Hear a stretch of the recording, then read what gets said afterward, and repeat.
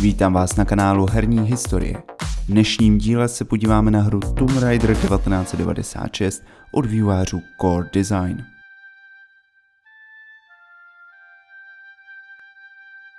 Vývoj tohoto skvělého dílu začal již v roce 1994 a trval 18 měsíců s rozpočtem 440 000 liber.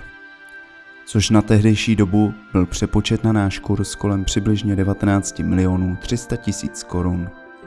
Hra byla vydána 25. října 1996.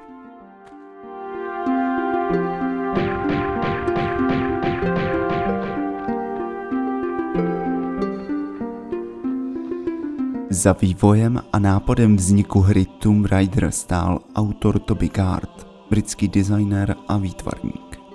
Toby Gard současně vymyslel a navrhl fiktivní britskou archeoložku Laru Croft. Jeho práce na hře navíc zahrnovala navrhování a animaci většiny herních postav, animaci cutscén ve hře, storyboarding a návrh úrovní. Celkový vývojářský tým se skládal z přibližně 6 lidí.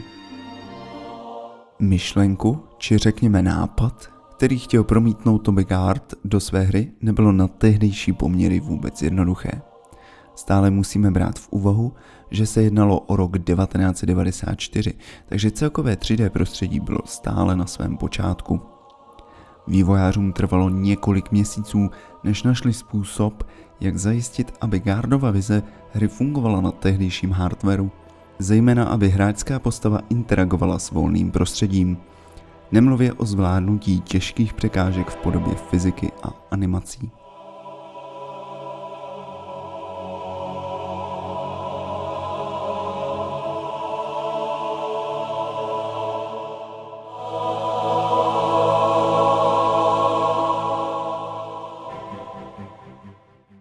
Pokud si myslíte, že byl na animace použit motion capture, tak ani náhodou. Jednalo se o velice drahou technologii, takže všechny animace v cutscénách byly dělány ručně.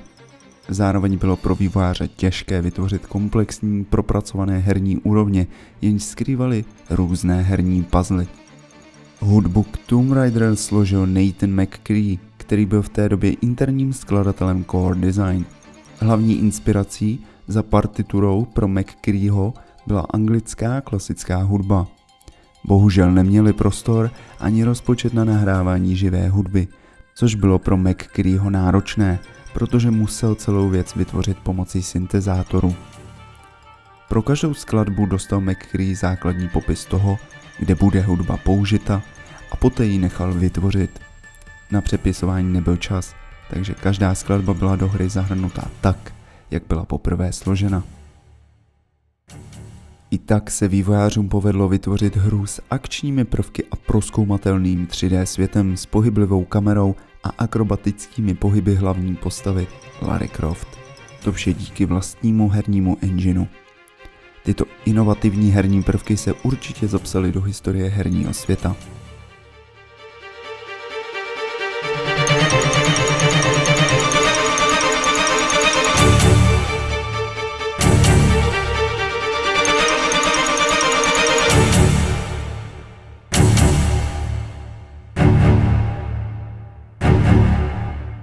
Co se vám na hře Tomb Raider líbilo nejvíce?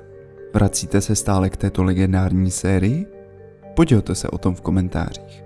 Tohle byla herní historie hry Tomb Raider 1996.